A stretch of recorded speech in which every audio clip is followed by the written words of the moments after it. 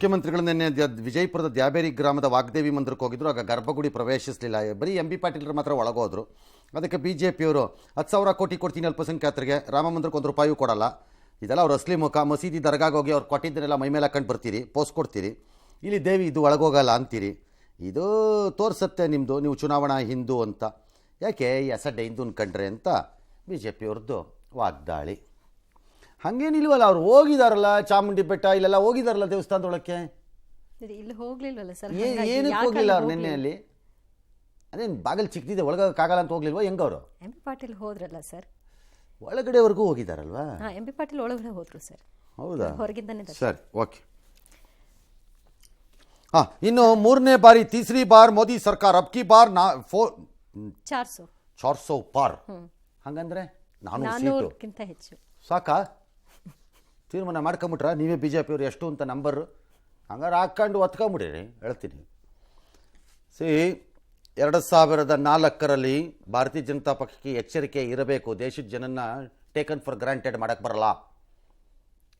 India shining ಇದ್ದಾಗ ವಾಜಪೇಯಿ ಸೋಲ್ತಾರೆ ಅಂತ ಯಾರೂ ಲೆಕ್ಕ ಹಾಕಲಿಲ್ಲ. ಓವರ್ ಕಾನ್ಫಿಡೆನ್ಸ್ ಆದರೆ ಒಂದೊಂದ್ಸರಿ ಏನಾಗತ್ತೆ ಅನ್ನೋಕ್ಕೆ ಹಿಂದೆ ಒಂದು ಪಾಠ ಇದೆ, ಇತಿಹಾಸ ನೋಡ್ಕೊಂಡು ಇದೇ ಹಿಂದ್ಗಡೆ ಒಂದು ಪಾಠ. ಅವತ್ತು ವಾಜಪೇಯಿ ಸೋಲ್ತಾರೆ ಅಂತ ಯಾವನೂ ಲೆಕ್ಕ ಹಾಕಿರಲಿಲ್ಲ. ಇವತ್ತು ಪ್ರೈಮ್ ಮಿನಿಸ್ಟ್ರು ಕೇರಳ ತ್ರಿಶೂರ್ಗೆ ಹೋಗಿದ್ರು. ಅಲ್ಲಿ ಮೋದಿಯೊಂದಿಗೆ ಸ್ತ್ರೀಶಕ್ತಿ ಅಂತ ಬೃಹತ್ ಸಮಾವೇಶ ಮಾಡಿದ್ರು. 2 ಲಕ್ಷ ಮಹಿಳೆಯರಿದ್ರು. ಹೌದು, ನಾನು ನೋಡಿದೆ. ಕೇರಳದಲ್ಲಿ ಮೋದಿಗೆ, ಅದು BJP ಇದಕ್ಕೆ 2 ಲಕ್ಷ. ಮತ್ತು ರೋಡ್ ಶೋನಲ್ಲೂ ಸಿಕ್ಕಾಪಟ್ಟೆ ಜನ ಇದ್ರಪ್ಪ ಕೇರಳದಲ್ಲಿ. ಕಮ್ಯುನಿಸ್ಟಿನ ನಾಡು, ಕಾಂಗ್ರೆಸ್ಸಿಗರ ಬೀಡು, ಇವರಿಬ್ಬರ ಮಧ್ಯೆ ದೇವರ ನಾಡು. ಹೌದು ಅಲ್ವಾ? ಇಬ್ರು ಒಂಥರ ದೇವ್ರನ್ನ ಎದುರಾಕೊಂಡವ್ರೆ. ಆದ್ರೆ ಜನ ಇವ್ರ ಕೈ ಹಿಡಿತಾರೆ. ಅದು ಹಿಂಗದು ಇಷ್ಟೊಂದು ಜನ ಹೋಗ್ಬಿಟ್ಟಿದ್ದಾರೆ, ಭಾಳ ಆಶ್ಚರ್ಯ. ಏನೋ ಕಾಂಗ್ರೆಸ್ಸಿಗೆ ಮಧ್ಯದಲ್ಲಿ 300ರಿಂದ 350 ಲೋಕಸಭಾ ಸೀಟ್ಗೆ ಹೋಗ್ತಾರಂತೆ, ಕಂಟೆಸ್ಟ್ ಮಾಡ್ತೀವಿ ಅಂದ್ಕೊಂಡಿದ್ದಾರಂತೆ. ಅಷ್ಟು ಸೀಟ್ ಸಿಗಲ್ರಪ್ಪ ನಿಮಗೆ. ರಾಜ್ಯ ಮಟ್ಟದಲ್ಲಿ ಯಾರು ನಿಮ್ಗೆ ಅಷ್ಟೊಂದು ಸೀಟೆಲ್ಲ ಬಿಟ್ಕೊಡೋ ಡೌಟ್ ಇದೆ ನನಗೆ. 350 ಕಂಟೆಸ್ಟ್ ಮಾಡೋದು ಕಷ್ಟ ಇದೆ, ನೀವು ಕಷ್ಟ. ಸ್ಟಿಲ್ ನಿತೀಶ್ ಕುಮಾರ್ ಮಾತ್ರ ಈಗ ಸಂಚಾಲಕರು ಮಾಡ್ತಾರಂತೆ. ಮಾಡ್ಬೋದು, ಅದೇನು ತೊಂದರೆ ಇಲ್ಲ, ಮಾಡ್ಕೋಬೋದು. ಎಸ್. ಕೇಂದ್ರೀಯ ತನಿಖಾ ಸಂಸ್ಥೆ ಜಾರಿ ನಿರ್ದೇಶನಾಲಯದ ನೋಟಿಸ್ಗೆ ದೆಹಲಿ ಸಿಎಂ ಅರವಿಂದ್ ಕೇಜ್ರಿವಾಲ್ ಮತ್ತು ಜಾರ್ಖಂಡ್ ಸಿಎಂ ಹೇಮಂತ್ ಸೊರೇನ್ ಸ್ಪಂದಿಸಿಲ್ಲ. ನೋಟಿಸ್ ಪ್ರಕಾರ ಇಂದು ಇಬ್ಬರು ಹಾಜರಾಗಬೇಕಿತ್ತು, ಆದರೆ ಗೈರಾಗಿದ್ದಾರೆ. ಹೇಳಿದ್ದಾರೆ ನಾವು ಬರೋದಿಲ್ಲ, ನೀವೆಲ್ಲ ಪೊಲಿಟಿಕಲಿ ಮೋಟಿವೇಟೆಡ್ ಅಂದ್ಬಿಟ್ಟಿದ್ದಾರೆ. ಅರೆಸ್ಟ್ ಮಾಡಿ ಯಾವತ್ತೋ ಒಂದಿನ ಅರೆಸ್ಟ್ ಆಗತ್ತೆ, ಅವತ್ತು ಬಂಧಿಸಿದ್ದಾರೆ ಅಂತಾರೆ. ಏನೋ ಒಂದು ಆಗತ್ತೆ ಈ ಥರ. ಈ ಮಧ್ಯೆ ಹಿಂಡನ್ಬರ್ಗ್ ಕೇಸಲ್ಲಿ ಉದ್ಯಮಿ ಗೌತಮ್ ಅದಾನಿ ಅವರಿಗೆ ಕಂಪನಿಗೆ ಸುಪ್ರೀಂ ಕೋರ್ಟ್ ರಿಲೀಫ್ ಕೊಟ್ಟಿದೆ. ನೀವು ಹೇಳ್ದಂಗೆಲ್ಲ CBI ಇದೆಲ್ಲ ಎಂಕ್ವೈರಿ ಮಾಡೋಕ್ಕೆ ಬರಲ್ಲ, SEBI ಮಾಡೋಕ್ಕೆ ಯೋಗ್ಯವಾಗಿದೆ, ಅವ್ರು ಮಾಡ್ಕೋತಾರೆ. ನಮಗೆ ಸದ್ಯಕ್ಕೆ ಅವ್ರು ಮಾಡಿರೋ ಇನ್ವೆಸ್ಟಿಗೇಷನಲ್ಲಿ ಯಾವುದೂ ಸಮಸ್ಯೆ ಕಾಣಿಸಿಲ್ಲ. ನಂಬರ್ 2 ಭಾಳ ಇಂಪಾರ್ಟೆಂಟ್ ಮ್ಯಾಟರ್ ಅದು. ನಾನು ಇದನ್ನು ಒಪ್ಕೋತೀನಿ. ಯಾವ ಕಂಪನಿ ಆದರೂ ಒಪ್ಕೋತೀನಿ, ಅದಾನಿ ಆದರೂ ಒಪ್ಕೋತೀನಿ, ಅಂಬಾನಿದಾದರೂ ಒಪ್ಕೋತೀನಿ, ಟಾಟಾ ಆದರೂ ಒಪ್ಕೋತೀನಿ, ನಾಳೆ ನಮ್ಮ ಕಂಪನಿ ಆದರೂ ಒಪ್ಕೋತೀವಿ. ಯಾರ್ದಾರು ಯಾವನೋ ಥರ್ಡ್ ಪಾರ್ಟಿ ಇನ್ಯಾವುದೋ ದೇಶದಲ್ಲಿ ಕೂತ್ಕೊಂಡು ಯಾವುದೇ ನೆಟಗಿರೋ ಆಧಾರ ಇಲ್ಲದೆ ಬಾಯಿಗೆ ಬಂದಂಗೆ ರಿಪೋರ್ಟ್ ಬರೆದ್ಬಿಟ್ರೆ ಅದನ್ನು ನಾವಿಲ್ಲಿ ಅದೇ ಪರಮ ಸತ್ಯವೆಂದು ತೀರ್ಥ ಪ್ರಸಾದವೆಂದು ಸ್ವೀಕಾರ ಮಾಡೋಕ್ಕಾಗಲ್ಲ ಅಂತ ಹೇಳಿದ್ದಾರೆ. ಹಾಗಾಗಿ ರಿಲೀಫ್ ಅವರಿಗೆ. ಆದರೆ ಇನ್ನೂ 2 ಕೇಸ್ ಇದೆ, ಅದನ್ನು SEBI ಇನ್ವೆಸ್ಟಿಗೇಟ್ ಮಾಡುತ್ತೆ. ನಂಜನಗೂಡಿನ ಶ್ರೀಕಂಠೇಶ್ವರ ಉತ್ಸವ ಮೂರ್ತಿ ಮೇಲೆ ಪವಿತ್ರವಲ್ಲದ ನೀರು ಎಚ್ಚಿದ ಪ್ರಕರಣ ಖಂಡಿಸಿ ನಾಳೆ ನಂಜನಗೂಡು ಬಂದ್ಗೆ ನಾಗರಿಕರು ಕರೆಯನ್ನು ಕೊಟ್ಟಿದ್ರು. ಆದರೆ ಇಂದು ಶಾಂತಿ ಸಭೆಯನ್ನು ನಡೆಸಲಾಯಿತು. ಜಿಲ್ಲಾಡಳಿತ ಬಂದ್ ಮಾಡಬೇಡಿ ಅಂತ ಮನವಿಯನ್ನ ಮಾಡಿದೆ.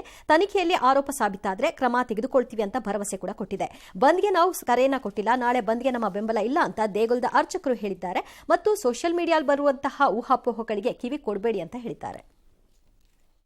ದೇವರಿಗೆ ಯಾವುದೇ ರೀತಿಯಾದಂಥ ಎಂಜಿನ್ ನೀರು ಬಿದ್ದೆ, ಶುದ್ಧವಾದ ನೀರೇ ಬಿದ್ದಿದೆ ಅಂತ ಹೇಳಿ ಈ ಮೂಲಕ ಹೇಳ್ತಾ ಇದ್ದೀವಿ. ಹಾಗಾಗಿ ಭಕ್ತಾದಿಗಳು ಯಾವುದೇ ರೀತಿಯಾದಂತಹ ಸೋಷಿಯಲ್ ಮೀಡಿಯಾದಲ್ಲಿ ಬರ್ತಕ್ಕಂತಹ ವದಂತಿಗಳಿಗೆ ಕಿವಿ ಕೊಡದೇನೆ ಎಲ್ಲರೂ ಕೂಡ ಶ್ರೀಕಂಠೇಶ್ವರನ ಭಕ್ತರ ಆದ್ರಿಂದ ಯಾವುದೇ ರೀತಿಯಾದಂಥ ಬಂದಿಗೆ ಸಹಕಾರ ನೀಡದೇನೆ ದೇವರಲ್ಲಿ ಪ್ರಾರ್ಥನೆಯನ್ನು ಮಾಡಬೇಕಾಗಿ. ಬಂದಿದೆ ಅಂತಂದರೆ ಅದನ್ನು ಹಾಗೆ ಎರಡೂ ಗುಂಪುಗಳು ನಿಮ್ಮ ಕೆಲಸಗಳನ್ನು ನೋಡ್ಕೊಂಡಿರೋದು ಒಳ್ಳೆಯದು. ಪರ್ಟಿಕ್ಯುಲರ್ಲಿ ನಂಜನಗೂಡಿನವರು, ನಾನು ರಿಪೀಟ್ ಮಾಡಿ ಹೇಳ್ತಾ ಇದ್ದೀನಿ, ಪರ್ಟಿಕ್ಯುಲರ್ಲಿ ನಂಜನಗೂಡಿನಲ್ಲಿ ಸ್ವಲ್ಪ ಕೂದಲು ಬೆಳಗಾಗಿರೋರಿಗೆಲ್ಲ ರಂಗನಾಥ್ ಯಾಕೆ ಇದನ್ನು ಹೇಳ್ತಿದ್ದಾರೆ ಅನ್ನೋ ಅರಿವಿರುತ್ತೆ ಅಂತ ನಾನು ಅಂದ್ಕೊಂಡಿದ್ದೀನಿ. Because I am A witness.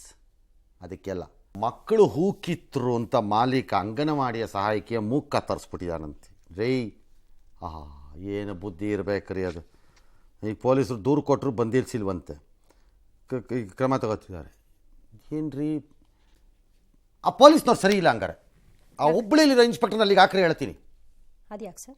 ಅದೇ ರಜೆ ಮೇಲೆ ಕಳಿಸಿದ್ದೀರಲ್ಲ ಅವ್ರನ್ನ ಟಕ ಟಕ ಟಕ ಅಂತ ಅರೆಸ್ಟ್ ಮಾಡ್ತಾರೆ ಅವರು. ಹೌದು, ಬೇಗ ಆಕ್ಷನ್. ಅವ್ರನ್ನೆಲ್ಲ ಹಾಕಿ ಬೇಗ ಬೇಗ ಆ್ಯಕ್ಷನ್ ತಗೋತಾರೆ ಅವರು. ಸುಮ್ಮನೆ ಕಾಮನ್ ಸೆನ್ಸ್ ಬೇಡವಾ ಯಾವನಿಗಾರವೇ ಒಬ್ಬನಿಗೆ? ಯಾವುದೋ ಮಕ್ಕಳು ಹೋಗಿದ್ರು ಅಂತ ಅಂದ್ಬಿಟ್ರೆ ಮುಖ ತರಿಸ್ತಾರೆ ನನಗೆ. ಮಾನ ಮರ್ಯಾದೆ ಇಲ್ಲಪ್ಪ. ಬೆಳಗಾವಿಯಲ್ಲಿ ಮತ್ತೊಂದು ಮಹಿಳೆಯನ್ನ ಅರಬೆತ್ತಲೆಗೊಳಿಸಿರುವಂತಹ ಒಂದು ಪ್ರಕರಣ. ಬೈಲಹೊಂಗಲದ ತಿಗಡಿ ಗ್ರಾಮದಲ್ಲಿ ಜಮೀನು ಒತ್ತುವರಿ ಪ್ರಶ್ನಿಸಿ ಮಹಿಳೆಯೊಬ್ಬರು ಕೋರ್ಟ್ ಮೆಟ್ಟಿಲೇರಿದ್ರು. ಇದರಿಂದ ಸಿಟ್ಟು ಗೆದ್ದಂತಹ ಗ್ರಾಮ ಪಂಚಾಯಿತಿ ಅಧ್ಯಕ್ಷೆಯ ಪತಿ ಮತ್ತು ಇತರರು ಮಹಿಳೆಯನ್ನ ಅರಬೆತ್ತಲೆ ಮಾಡಿ ಹಲ್ಲೆ ಮಾಡಿದ್ದಾರೆ ಎನ್ನಲಾಗಿದೆ. ಈ ಸಂಬಂಧ ಅವರು ದೂರು ಕೊಟ್ಟರು ಕೂಡ ಪೊಲೀಸರು ಯಾರನ್ನು ಅರೆಸ್ಟ್ ಮಾಡಿಲ್ಲ. ಆದರೆ ಈಗ ಗ್ರಾಮಸ್ಥರು ಇನ್ನೊಂದು ಹೇಳ್ತಾ ಇದ್ದಾರೆ, ಹಣಕ್ಕೆ ಬೇಡಿಕೆ ಇಟ್ಟಿದ್ದಾರೆ ಆ ಮಹಿಳೆ ಅನ್ನೋದು ಆರೋಪ. ಆದರೆ ಹಣಕ್ಕೆ ಬೇಡಿಕೆ ಇಟ್ಟಿದ್ರೆ ಬೇಡಿಕೆ ಇಟ್ಟಿದ್ರೆ ನೀವು ದೂರು ಕೊಡ್ರಪ್ಪ. ಅದಕ್ಕೆ ಯಾವನಾರ ಅರಬೆತ್ತಲೆ ಮಾಡಿ ಅಂತ ಹೇಳ್ತಾರೇನ್ರಯ್ಯ? ನೀವು ಮಾಡಿದಿರೋ ಬಿಟ್ಟಿದ್ದೀರೋ ಗೊತ್ತಿಲ್ಲ. ತನಿಖೆ ಮಾಡಿದ್ರೆ ಅವ್ನು ಯಾವನಾರ ಆಗಿರಲಿ ಹೆಡೆ ಮುರಿ ಕಟ್ ಒಳಗಾಕಿ. ಆಗಲ್ವಾ? ಹುಬ್ಬಳ್ಳಿ ಇನ್ಸ್ಪೆಕ್ಟರ್ ಕಳಿಸ್ಕೊಡಿ. ಅವ್ರು ತಗೋತಾರೆ ಚಾರ್ಜ್.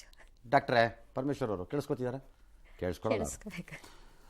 ಟ್ರಕ್ ಮಾಲೀಕರೆಲ್ಲ ನೀನೆ ಸ್ಟ್ರೈಕ್ ಮಾಡ್ಕೊತಾ ಇದ್ರಲ್ಲ, ಈ ಕೇಂದ್ರ ಸರ್ಕಾರದವ್ರು ಏನೋ ಮೀಟಿಂಗ್ ಮಾಡಿ ಎಲ್ಲ ಚೆಕ್ ಮಾಡೋಣ, ಸುಮ್ಮನಿರಪ್ಪ ನೀವು ನಡೀರಪ್ಪ ಎಲ್ಲ ರೋಡಿಗೆ ಅಂತ ವಾಪಸ್ ಅಂತ ಹೇಳಿದ್ರೆ ಎಲ್ಲ ಹೋಗಿದಾರಂತೀಗ. ಆದರೂ ಜನ ಗಾಬರಿ ಆಗ್ಬಿಟ್ಟು ಪೆಟ್ರೋಲ್ ಬಂಕ್ ಮುಂದೆ ಎಲ್ಲ ಕ್ಯೂ ನಿಂತ್ಕೊಂಡ್ಬಿಟ್ಟಿದ್ದಾರೆ ಪೆಟ್ರೋಲ್ಗೆ. ಅದಕ್ಕೆಪ್ಪ ಬೇಗ ಕರೆಂಟ್ಗೆ ಹೋಗ್ಬಿಡೋಣ ಎಲ್ಲರೂ. ಎಲೆಕ್ಟ್ರಿಕ್ ಕರೆಂಟ್ ಅಲ್ಲ, ಸಾರಿ ಹಂಗೆ ಹೇಳಂಗಿಲ್ವಾ? ಕರೆಂಟ್ ಎಲೆಕ್ಟ್ರಿಕ್ಗೆ ಹೋಗ್ಬಿಡೋಣ, ಆವಾಗ ಈ ಪ್ರಾಬ್ಲಮ್ಮೇ ಇಲ್ಲ. ಅಲ್ಲಿ ಯಾರೋ ಹೈದ್ರಾಬಾದಲ್ಲಿ ಮಾತ್ರ ಪೆಟ್ರೋಲ್ ಸಿಕ್ಲಿಲ್ವಂತೆ, ಅದಕ್ಕೆ ಕುದುರೆ ಮೇಲೆ ಹೋಗ್ಬಿಟ್ಟು ಫುಡ್ ಡೆಲಿವರಿ ಮಾಡಿದಾನಂತೆ. ಹೌದಾ? ಕುದುರೆ ನಿನ್ನ ಹತ್ರ ಇತ್ತಪ್ಪ, ಪರವಾಗಿಲ್ಲ ಕಡೆ ಆತ, ಅದು ಬಾಡಿಗೆಗೆ ಸಿಗತ್ತಾ? ಸವಾರಿ ಗೊತ್ತಿತ್ತಲ್ಲ. ಒಳ್ಳೆ ಐಡಿಯಾ. ತಮಿಳುನಾಡಿನ ಅಣ್ಣಾಮಲೈ ಹುಲಿ ಸಂರಕ್ಷಿತ ಅರಣ್ಯದಲ್ಲಿ ತಪ್ಪಿಸಿಕೊಂಡಿದ್ದಂತಹ ಮರಿಯಾನೆಯನ್ನು ಅರಣ್ಯ ಸಿಬ್ಬಂದಿ ತಾಯಿ ಮಡಿಲಿಗೆ ಒಪ್ಪಿಸಿದ್ದಾರೆ. ಬಳಿಕ ಆ ಮರಿಯಾನೆ ತಾಯಿಯ ಮಡಿಲಿನಲ್ಲಿ ನೆಮ್ಮದಿಯ ನಿದ್ದೆಯನ್ನು ಮಾಡಿದೆ. ಈ ದೃಶ್ಯವನ್ನು ಅರಣ್ಯ ಅಧಿಕಾರಿಗಳು ತಮ್ಮ ಕ್ಯಾಮೆರಾದಲ್ಲಿ ಸೆರೆ ಹಿಡಿದು ಅದನ್ನ ಈಗ ಬಿಟ್ಟಿದ್ದಾರೆ. ಸೂಪರ್ ಅಲ್ಲ? ತಾಯಿಗೆ ಗೊತ್ತಾಗತ್ತೆ, ಆನೆಗಳಿಗೆ ಸ್ಮೆಲ್ ತುಂಬ ಪವರ್ಫುಲ್, ಬೇಗ ಕಂಡುಹಿಡ್ಕೊಂಡ್ಬಿಡುತ್ತವೆ ನನ್ನ ಮರಿ ಇದು ಅಂತ. ಮತ್ತು ಈ ಆನೆಗಳ ಹಿಂಡಲ್ಲಿ ಅದೊಂದು ಅಡ್ವಾಂಟೇಜ್ ಏನಂದರೆ, ಆನೆಗೆ ನಮ್ಮ ಥರ ಅಲ್ಲ, ಅದು ಚಿಕ್ಕಮ್ಮನ ಮಗು, ಅದು ನಾದ್ನಿ ಮಗು, ಅದು ಅತ್ತೆ ಮಗು ಅನ್ನಲ್ಲ. ಹಾಂ, ಆ ಸಣ್ಣ ಮರಿಗೆ ಭಾಳ ಆಂಟಿಗಳು ಅಂಕಲ್ಗಳು ಎಲ್ಲ ಇರ್ತವೆ, ಅಲ್ಲಿ ಎಲ್ಲವೂ ನೋಡ್ಕೊಳತ್ವೆ. ಹಾಗಾಗಿ ಅದನ್ನು ಸೇರಿಸ್ಕೊಂಡಿದೆ ವಾಪಸ್. Very good, ಒಳ್ಳೆಯದಾಯಿತು.